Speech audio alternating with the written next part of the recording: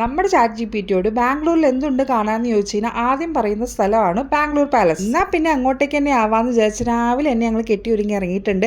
ഇത് Sunday morning breakfast ആട്ടോ. ഇതിന്റെ പേരാട്ടോ പുളുകുളു.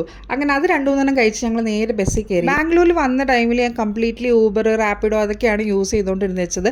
പക്ഷേ എങ്ങനെ ബസ്സിൽ പോകാം എന്ന് പഠിച്ചതിന് ശേഷം എവിടെ പോയാലും ഇപ്പോൾ ബസ്സിലാട്ടോ പോകുന്നത്. അങ്ങനെ 2 ബസ്സൊക്കെ മാറി കയറി ഞങ്ങൾ ബാംഗ്ലൂർ പാലസിലേക്ക് എത്തി. ഒരുപാട് നടക്കാനുണ്ടായിരുന്ന ഒരു വലിയൊരു ഏരിയ തന്നെയായിരുന്നു കേട്ടോ. ഒരാൾക്ക് അവിടെ എൻട്രി ഫീസ് ഉണ്ടായിരുന്നത് 300 രൂപയാണ്. പിന്നെ ഇതാ ഇങ്ങനെ ഒരു സ്റ്റിക്കറൊക്കെ കിട്ടും കേട്ടോ.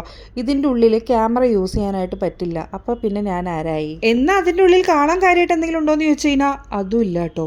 പിന്നെ ഈ പാലസും മൈസൂർ പാലസും തമ്മിൽ എന്തൊക്കെയോ ബന്ധമുണ്ട്.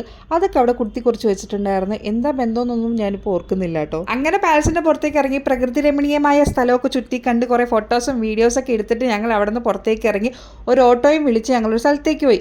അതെവിടെയാണെന്നുള്ളത് ഞാൻ അടുത്ത വീഡിയോ പറയാവേ.